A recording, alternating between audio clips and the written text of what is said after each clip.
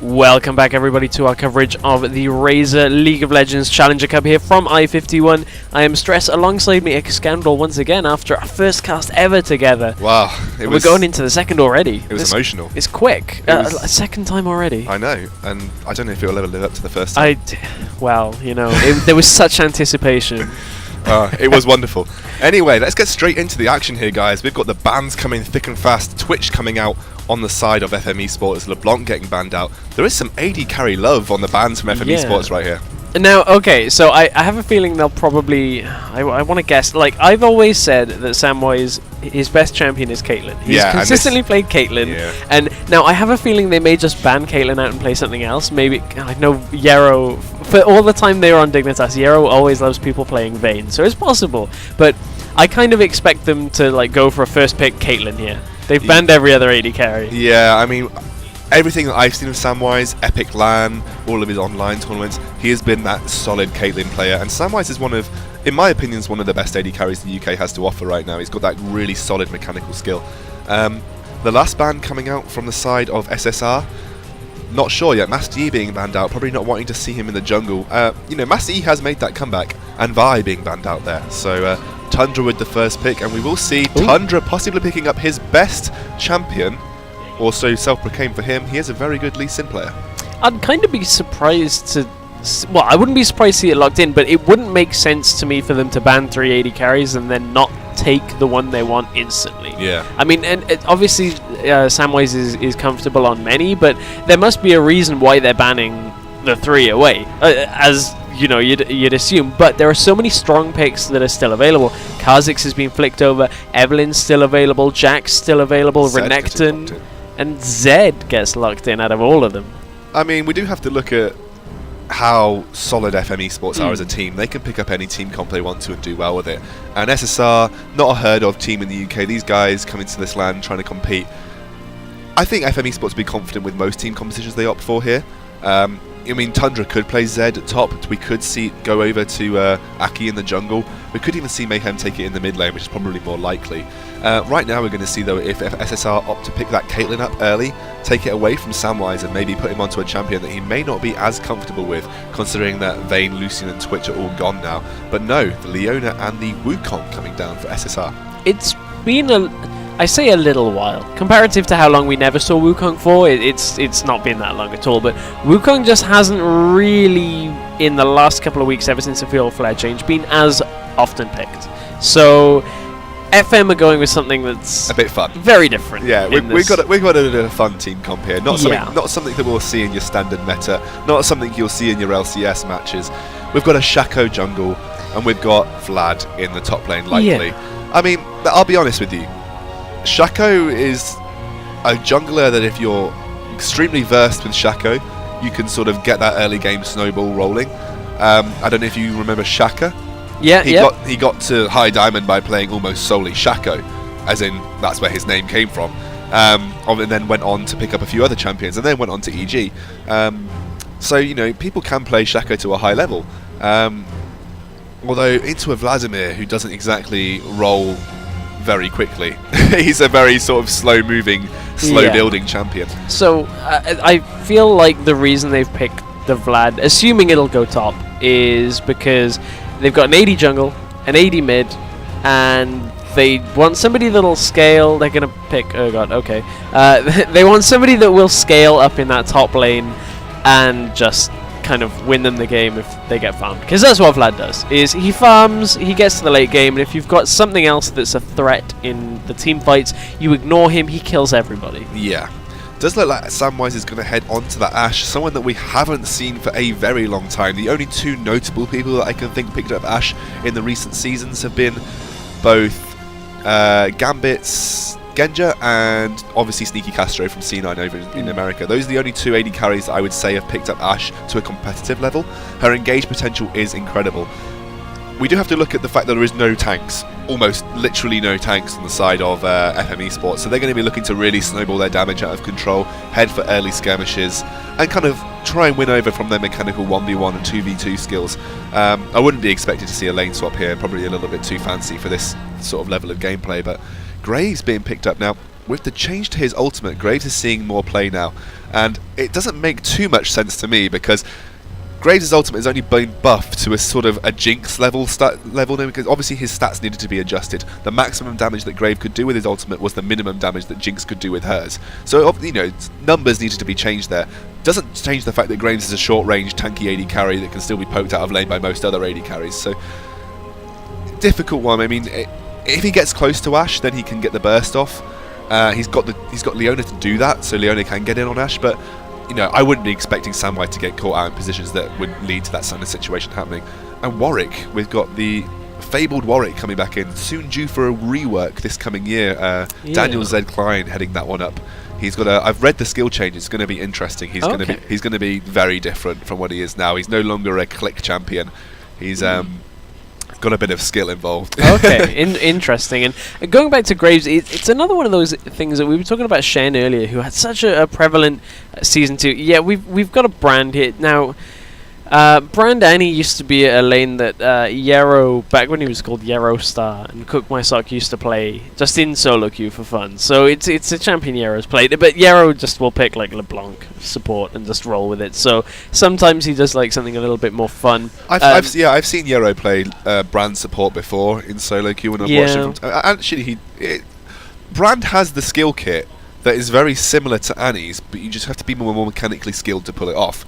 And you can get more damage off, especially when Brand reaches 6. If you manage to bounce Pyroclasm between 2 champions 5 times, tons of damage. Yeah, tons of damage. But yeah, we were talking a little bit about Graves. So very similar to how Shen has a role that kind of just stayed where it was and everything else moved around it. So Graves' role used to be that he was actually a really good... If you remember, at the tail end of Season 2, Graves' Lulu lanes in a lane swap were incredibly fast at pushing, because Buckshot goes through the wave, Glitterlance goes through the wave, you push down the top tower because it was very... With the quick draw as well. Yeah, exactly, with quick draw for that extra attack speed. So the problem now is there are still better tower pushes. You've still got Caitlyn Jinx. If you want somebody to push a tower, you just pick Caitlyn Jinx. Even Lucian with his auto attack capacity. Exactly. You know. I mean, Graves has his role, I believe, in a team comp. You need a team comp that's a close, bruisery, pull in, get those early skirmishes where Graves isn't going to get focused down too hard. You need him to get the stacks on his passive. He needs to be there in the midst of a team fight to do the damage. Graves suffers really against assassins. That's his problem. He's so close range that it doesn't take much for an assassin to get onto him. There's no gap closing potential, you know, there's no sort of anti-gap closing potential for Graves. He's got quick draw, but it's a very small displacement move. It's not like Caitlyn's 50 caliber net. It's not like Ezreal's arcane shift. He doesn't get him very far away. However, on the side of SSR, Leona, Warwick, Wukong, all of them are close bruisery type champions. So if we're looking for these mid-game sort of skirmishes, and Graves is going to be in the fold, getting, you know, if the CC comes down from Leona, comes down from Wukong, gets the suppression from Warwick, who's really going to be there to target the Graves? If they can pull it off, I can see this team comp working. However, you know, the skill level on the side of FM eSports, they pick these champions because they feel that honestly, they feel that they're comfortable enough to win their lanes solo that it doesn't really matter. And Shaco, I'm going to be expecting him to go some really deep invades here. I think he's going to be getting the boxes all over the jungle. So yeah, I mean, it'll be difficult, especially against the caliber of FM eSports, because they are just very good players. It kind of feels... it feels like a lot of these picks actually are just picks that were picked a lot in ultra rapid fire. Like I feel like maybe Dave has been the wrong game mode. Yeah, he's been playing too much Earth, and it's just like Graves is a useful champion, right? Just for having like Buckshot every 1.5 Warwick having seconds. his ultimate up every 10 seconds. Yeah, exactly. Just like Leona having a constant stun lock. And Aculord clearly just using that guy that picks Shaco in Earth mode. It's just like, I have like the box every boxes, 6 seconds, and I can just queue every like 3 seconds. You're never gonna catch me. But I don't know. I mean, FM, there is a considerable skill gap. You are very right to bring that up. But we don't obviously want to call this out. Yeah, it doesn't mean everything, because we've seen at iSeries actually teams pick somewhat more troll compositions And pay at for previous events, and they get really punished for Yeah. it. So And I think the key here is going to be that Vladimir, but then he's not going up against someone who's going to punish him too early. You've got to think that Lulu is very good at harassing, but in essence, you know, she's not going to be 100 to 0ing a Vladimir who can then just sustain up. And if if Mayhem's on point with his juking, he'll be able to juke the Glitter Lancers. Yeah. It might happen. Get the pool out. Oh dear. So it was Z top then. Z top, yeah. So Tundra opting to go for that Z top lane. It's not something that we haven't seen before. And it is his playstyle. He does like heavy assassin-y type champions. Yeah. Yeah, I mean, there used to be a time when he'd play a lot of Singed, and ever since he kind of dropped Singed, I very, very rarely see him play an AP top laner. And I know, obviously, AP top laners somewhat fell out of the meta. He played a lot of Lissandra for a while. Yeah, it was right after that. He was like, oh yeah, I'm never going to play an AP top laner ever again. Yeah. And now I just pretty much see him play like Lee Sin, Zed, Renekton. And that's like it. We have to be honest, though. Vladimir is making a slight comeback with the changes to Will of the Ancients. And the funny thing is, he's making a comeback because people are looking for those scaling top laners, but are having Jax banned out. Once Jax and Ryze are banned out, the next probably best scaler is pretty much Vlad, when you look at it. And with the changes to Will of the Ancients, like we said, it's now more AP, no mana regen, got that spell vamp. That's exactly what Vladimir needs to sustain himself, and he probably will look to rush that, as a lot of Vladimirs do. Dyrus actually picking up Vladimir in the top lane, and Lola's solo queue again, so it's starting to make its way back. However, I don't think Vladimir's ever going to be viable in that top lane, especially with the league of Renekton that we've got going on right now, because he just can't face up to gap closers who have got a lot of damage as well. So again, we'll just see how it's going. Does look like Samwise and Yarrow are going to stick to that 2v2 lane in the bot lane, and I don't think SSR are going to pull out anything fancy either. No invades as of yet, and everyone just sort of being very defensive. Maybe SSR being too defensive on that blue side jungle, maybe expecting the invade from FM. Yeah, it's one of those things. Is I kind of feel like FM have to be the team that are going to be aggressive. I don't really see SSR going into a game where psychologically you're thinking, okay, maybe we're a little bit down on skill level already, so let's go and invade their jungle. Honestly, though, when you do see this sort of skill difference between teams, some teams do just go for a 5-man invade, hoping to get that level 1. I have seen it. I saw it a lot at Epic LAN. The lower level skill teams thought, hey, YOLO, let's just go and invade. Yeah, I think it takes a very confident set of players to do that, though. Yeah. So you have to be like, okay, well, we're probably going to lose this game, so let's just go. Yeah. Let's just either end it quicker or just steal this one away. But, you know, SSR, as we've said, it's, you know, there's a difference in skill, but anything can happen. Doesn't mean everything in League of Legends, and that's what I like about this game. One couple of bad team fights that FM sort of mess up because of the picks could go over to SSR. There's a glaring weakness in the FM eSports lineup, and that is Shaco. If he does not get rolling, if he does not snowball, he has zero use in the mid and late game. I really liked what FM eSports did right there. Shaco probably opting to try and get the red for himself so he could get a quick level 3, and unfortunately Samwise picking up that red buff in the bot lane. Don't know how much Ash is going to make use of that early on, maybe with the crits, but again, Shaco now behind because he thought the boxes were going to pick up the red buff. Yeah, that's one of those weird things about Shaco is there's just that tiny little window of time where if your boxes don't aggro properly, if like one attack goes on to the smaller minions, you actually kind of just lose the buff. And I've seen it before when teams at iSeries have picked Shaco and just didn't get both buffs. So Samwise, that means his harass is now incredibly good in this lane. Yeah, unfortunately Graves really going to struggle. Ash outranging Graves by quite a serious margin on those auto attacks, but now Ash has that red buff, going to be really, really struggling. Graves forced to pop his pot at level 1. Most AD carries and bot lanes are happy if they force the pot out of their opposing AD carry at level 2. Forcing it at level 1 is even better. And intentional or not on the red buff, that not only is that going to have a burn from Samwise, Brand's passive Burns is too. just going to burn everything in this lane. And it's going to be so difficult for SSR to even stay here. Samwise doing a great job of actually casting his Seer before he casts. Like, they're going to be engaged, and Samwise going to take a bit of damage from the tower, getting a little bit too cocky there, I would say. But so I wanted to pick up Yero going in right there, but the heal comes out. I just want to say Yero doing a great job of throwing out his Seer before his conflagration, so that he Seer and then conflagrations instantly, as so that they wouldn't expect the stun. Yero getting a little bit caught up under tower. Again, Leona very low. Look how long that brand stun is. First blood going down to that ever fearful passive, the burn. Oh, and it just taking away red buff and burn, just doing so much damage, and there's not a lot that SSR can do in that bottom lane, even with FM eSports using the flash forward aggressively from Yero down in that bottom lane. Like, it's so difficult to deal with, and top lane, this is kind of a lane we don't see very often of Warwick and Zed. The ignites come down. Ooh, the shuriken. Great shuriken coming out, but there's the Wukong. The flash comes out from Tundra. I'm not sure he'll be able to catch him. Wukong will have to flash himself, and Tundra gets away with the Shadow Dash. Just gets away with that one. It's actually cool. Living Shadow. But it's okay. Shadow Dash is Shen was in the last. It's a ninja. It's the ninja quadruple. Pesky ninjas. But yes, so getting away with that Living Shadow. So Wukong now going to farm this top lane up, getting a bit of much needed CS. Again, what do you think Shaco will be opting for? Will he go for a Lizard Elder build, or will he go for the ever powerful Feral Flare? I kind of feel like,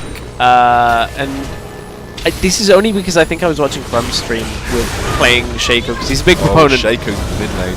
He is indeed. Exhaust has gone down onto Snares, but not really going to be able to catch on that one. Bit of a trade with bot lane too. Brand getting a bit of damage across the two members there. Graves taken very low. The level difference is starting to show, if not the CS difference also. Yeah, I think I was watching Crumb's stream, and he likes playing Shaco just because of how skill dependent the champion is. And Field Fires are so powerful on a lot of junglers right now, including Shaco. Ooh, engaging that bot lane onto Yero. Going to take a bit of damage, but look at the auto attacks coming out too. He's not afraid to use the auto attack from Brand, which is what a good range support should be doing. Once that Leona engages down, you can get those free autos off, which is essentially what makes her a slightly weaker support against those ranged champions. In that top lane, yes, Warwick not having a great time. I kind of feel like Aculord needs to get going in the jungle a bit more. He was forced to use Exhaust on that gank in loot. Well, actually, no, sorry, he wasn't forced to use Exhaust. The point I was going to make was, didn't need to use Exhaust, couldn't have chased into the turret. It would have been suicidal to do so. And now without that Exhaust means if he finds Super Shock in the jungle as Matt's getting dropped incredibly low, Deathmark is going to proc. That's Tundra being a bit showy there using that Living Shadow. But if he finds somebody in the jungle without Exhaust, it's pretty difficult for Shaco to stick on someone without that red buff. Unfortunately, that was just the level difference in the top lane. Yeah. A level 4 Warwick against a level 6 Zed. The damage is going to be incredible, especially with the ultimate coming down Deathman. A good stun comes down onto Grave, and again, Yero picking up yet another kill. Are they going to go on to Adzi under turret? Yes, the Ignite comes down, the Seer's there as well. Ash picking up the kill, Samwise getting that last auto attack off, dodging the turret shot too. And also, I think Vladimir 1v1 in that mid lane. Did you manage to catch that? I didn't manage to catch the kill, but we saw the tail end of it. Mayhem was pretty low from that, but of course Vladimir has such good sustain with that Hextech Revolver now as well. He's just going to be able to sustain himself. That's a tower going down in favor of FM eSports. They're 30 CS up in the bottom lane with that kill on the AD and 2 onto Yero as well. So they're so far ahead in this game. We're only 7 minutes 20 in, and that's a 5,000 gold lead. 5,000 gold lead is probably what you'd be expecting to see a good team pull ahead against about sort of 17 minutes to 20 minutes. At 7 minutes just shows how confident FM eSports are in their individual mechanical skill. I do want to pick up an interesting fact here, Stress, and you may be able to enlighten our viewers on this. Wukong now going for the Lizard Elder. Considering how much of an auto-attack based champion he is also, could have picked up that Feral Flare, but maybe looking for the early damage that Lizard Elder provides. It could have, and I was just hanging on just in case there was a fight in the top lane that broke out, but I think it's one of those things is that his clear time isn't amazing. So it's one of those way-ups of, do I get the more consistent item throughout the entire duration of me having it, or do I wait for it to stack? Tundra's Deathmark is up in 3 seconds. Will he opt to go on to Warwick in this top lane? He is only level 5, so can't lock him down with the ultimate. I think Tundra will go for it. Yes, he does. The Deathmark comes down. Look at the damage coming across. He gets all of the shurikens and gets the good Living Shadow out. In the meantime, Akiwise or Akilord picks up the kill onto Lulu in that mid lane, finally getting rolling. And look at Yero trolling a little bit there, using Pyroclasm to clear the way so they can take that mid lane turret. Oh dear, and I think that Super Shock's going to try and catch Tundra out here. Tundra without Deathmark shouldn't be able to kill Super Shock, but unless he can land a couple of those shurikens over the wall, just kind of harass him down and then just land a final blow with one combination. But another turret goes in favor of FM eSports, and this is what we expect out of FM. They placed second at the last I-Series. I would say, have improved their lineup even more so over that. Yero is an incredibly strong support. Samwise is a brilliant AD carry. Yeah, exactly. Yeah. So that pairing, of course, also had the experience from playing together. The damage from Vladimir right now is so strong. Looking towards that winning edge. Hematblade comes out, the flash pull. Oh, pulls the Wukong ultimate. The heal comes out too. And Mayhem picking up a kill on the Vladimir right there. Wow, we said Vladimir wasn't strong early, but Mayhem proving us wrong. He has got quite a few levels of both of them though. Yeah, I think it's Vladimir plus items plus extra levels equals dead opponents. Everyone. Yeah. It was a really nice Hemo playing into Tides of Blood. Actually, I thought he was going to pick up a double kill, but just the heals from and the shields out of Lulu was just about enough to keep them alive from that. But unfortunately, Adzi on Leona is not level 6 yet, neither is Grave, so the engage potential under turret, especially when they're getting bullied, is very, very low. You're relying on Leona to hit that Zenith Blade. Ooh, the box catches out Leona there. Is Akiwise going to go onto Leona? Look at the damage. The clone comes out here, double damage coming down. Samwise is there. He's going to get some auto attacks off. Leona's taking very low. Probably going to look to try and finish this, but the flash comes out with the heal. Graves taken incredibly low too. He heals also. Akiwise is going to try and follow up. Can Akilord get the last little hit onto the Graves there? Does he know it's the clone? He should have backed off. And unfortunately, in that meantime, Samwise gets down by Wukong. In the top lane, we have got Tundra going on to Matt. He does get the kill. Is he going to be able to kill Snez? No, he's not. Well, Snez follows after him, and wow, great play from Tundra. Just using those living shadows to the best capability. Oh, he got it, and even forced the flash out of Lulu to follow him as well. Made it look like he was dead, and just knew the limitations of Zed. And he's actually picked up a Sword of the Occult here. And 4 long swords. Yeah, so he's just going, I'm going to just carry as many swords as I can. Zed with many swords is very potentially dangerous. It is. Now, I wonder how many, of course, like in this you can only have the 2 shadows, but is he just going to like put as many swords? Because he'd need... Juggle. He could juggle them between shadows. And then but how does that work? Does he have to like shift shadow place every time he like juggles one up? Well, no, surely the shadow can juggle swords because it can throw shurikens too. Yeah, I just think it'd be more impressive and showy if he like swapped position every time he threw one up. Yeah. It'd be really difficult. But then obviously he'd be using them to try and kill people too. Yeah, I guess that's part of the act. Oh, yeah, arrow coming out from Yero just manages to miss the entirety of SSR. There's an 8k gold advantage at 11 minutes. This is very, very sort of poor place for SSR to be right now. All of them not having the best time. None of the lanes, unfortunately, performing to the best of their ability. Doesn't like Yero's got a ton of damage coming out too. He is 2-0-2 as the support, doing better technically stat-wise than Samwise. Yeah, technically. The best kind of correct, I guess. Kind of correct. So, it's one of those things that these items on a support this early... Pyroclasm comes out. It does. That's going to chip a lot of the members down. Actually lands the stun into the Pillar of Fire. Here comes a good ultimate from Leona and from Graves right there, and the Wukong. Everyone's ultimate used. They do get 2 free kills on a very cocky Yero and... I think it was Mayhem on Vladimir. Hemoplague was used too, but to no effect. So... Unfortunately, that was a 4-man in ult use to get 2 kills on FME's one. That is a bit of a saving grace. Here comes Tundra onto the Warwick. He does use the ultimate to great effect, but still gets the damage off. Tundra, wow, just so far ahead with all of those swords. Yeah, all of those swords. And Adzi is going to get caught out here. Will get taken very, very low. The volley will take down another kill there for Samwise. Now up to 3-1 and 2. It's one of those things that FM have just got to be careful they don't get too cocky. I mean, it's a long way away, but if they continue to just give away kill after kill after kill, and I'm talking like for the next 45 minutes, it's they could potentially be their undoing, but potentially. It's one of those things that it's a high unlikely outcome. Tundra going to sort of chase down the Wolf. He wants a bit of another Wolf pelt under his belt. He's currently got 6 Wolf pelts, well maybe 5 and 1 Lulu pelt. But he's going to be going for it, and Warwick is very, very, very cautious now. Just got a cupcake. Arrow is going to land. And onto Snares, the stun comes out from Brand. That's been a very stunned up Lulu right there. The ultimate down from Leona, having a great ultimate across 2 members. It looks like Matt is going to come down, try and chase down Mayhem. Has he got his ultimate soon enough? It's going to come up in a few seconds. The ultimate comes down now. Leona's going to back him up, and Graves going to be opting for the kill. But Wukong picking up with a very, very timely dash. It's deja vu. They go, Yarrow and Mayhem go aggressive onto Snares, and come on, seen how good. Oh, and here comes Tundra getting a bit of damage. We've seen how good Lulu is at surviving. Wild Growth with heal, plus the Whimsy, plus the shield. She's going to get away from you, and then you get stunned up under tower. Tundra's looking to steal this red away, but Super Shock's going to drag that into the bush, should smite it down. We'll secure that. Tundra going to look to try and 3v1. Unfortunately, he's going to get stun knocked down. The exhaust comes down too. And again, Tundra just being a little bit too cocky, not knowing where everybody on the side of SSR was. And a great pickup there, because that's going to be another chunk of gold. And that's his first death.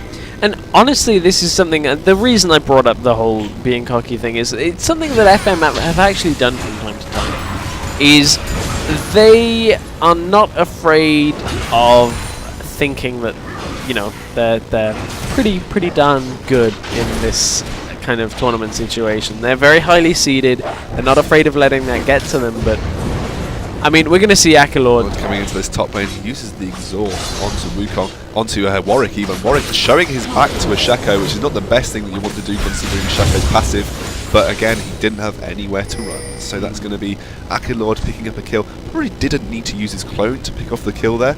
But then again, that's a very short cooldown.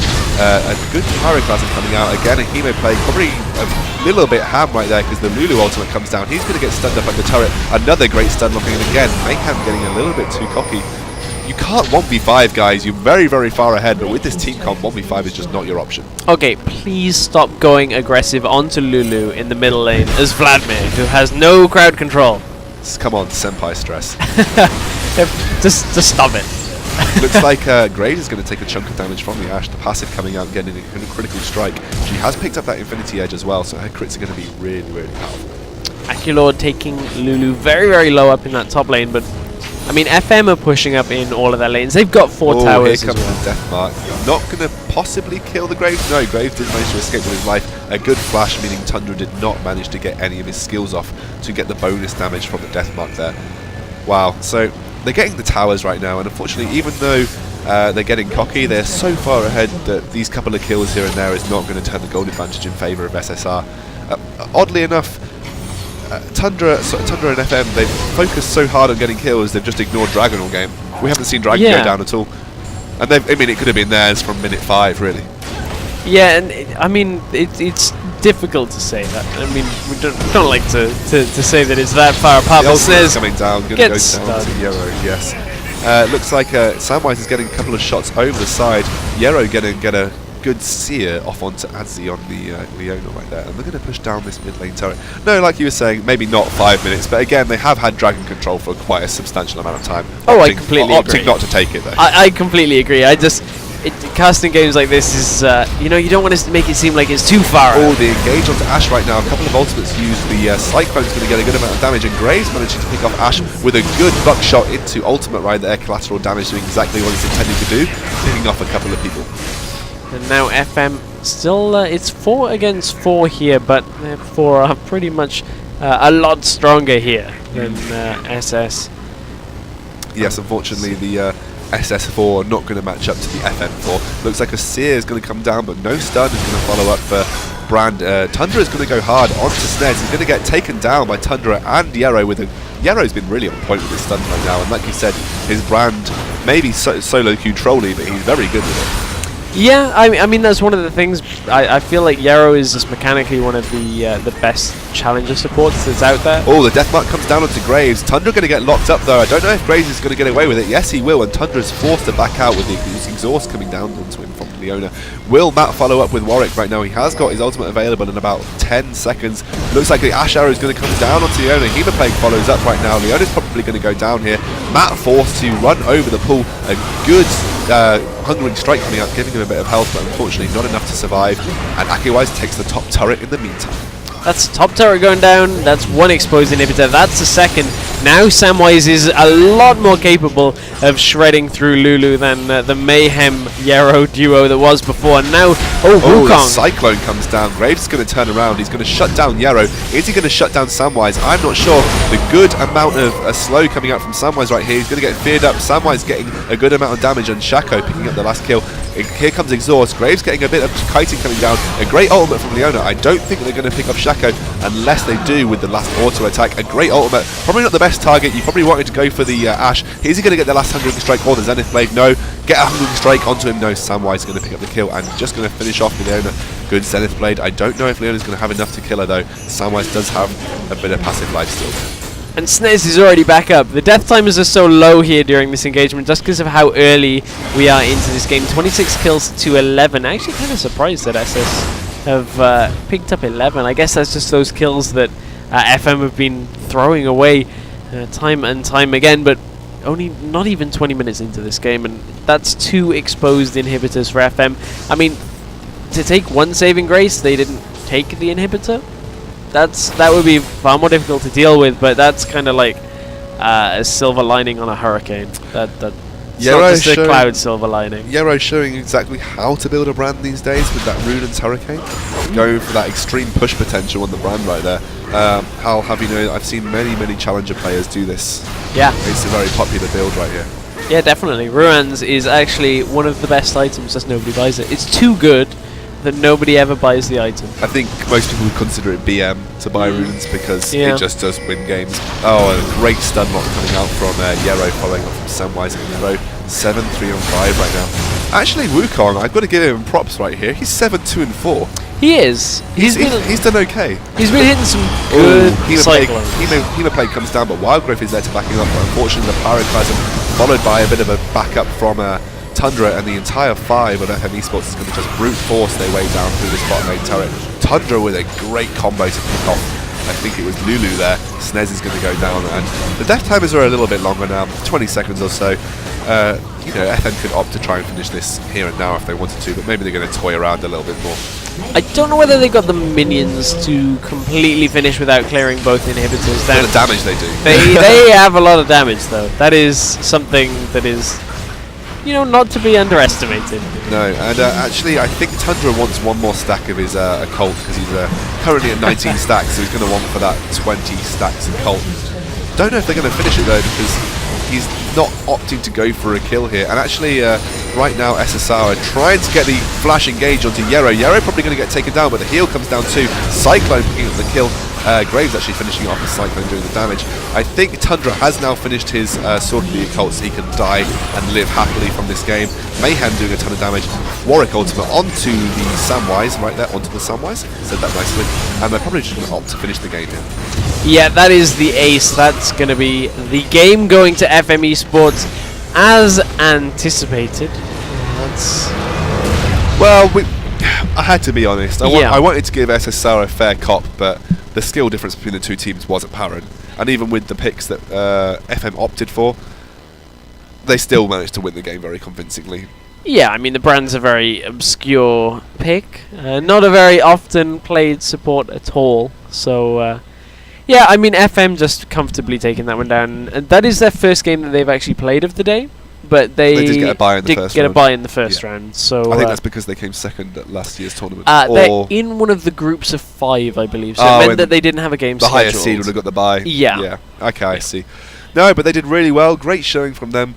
Shame it wasn't a close competition. I mean, the first game was very close. Well, you know, say very close, but it was closer between Unicorns and Love and Martin Lucian King. This game a little bit more one-sided, but you will expect to see that in a LAN tournament that hosts teams of all kinds of skill, and that's what's so great about Multiplay and Insomnia 51. Anyone can come down with their team and play. And FM eSports also one of our higher seeds, looking to sort of maybe aim for the title this year. They've got tough competition. Unicorns of Love are in, Perilous are in. There's a lot of high caliber teams coming in. But yeah, we'll be back soon with the third round game, I believe. Yeah. We're yet to select the teams that we're going to spectate there, guys. You mentioned Perilous. I Perilous. think we might jump into one of the Perilous teams. We're not games. too sure yet. We'll have to go and look at the actual games that are scheduled, because we're going to try and follow as many of the teams as we can throughout this tournament. But as you said, I think we're going to head to a short break here as we are getting ready for our next games. I think we may be on a slightly longer break, so if we are going for a longer break, we will come back and update you on what's happening. Yeah, I believe it's 2 games, then we have a meeting at 7 o'clock, and then we're going back for the 3 games later on. I believe they start at 8 o'clock, guys. Okay, so we will be back at 8 o'clock then, actually. So that is a slightly longer break than anticipating, but we will be back at 8 o'clock with the continued coverage of the group stage here for the Razer Insomnia 51 Razer Challenger Cup. Yep, indeed. If you want to catch those guys, that's at Razer on Twitter and RazerZone.com. I'm Excoundrel and my co-caster is Stress. You can catch him on Twitter at DignitasStress. You can catch me on Twitter at Excoundrel, and we'll be back with the third round game at 8 o'clock.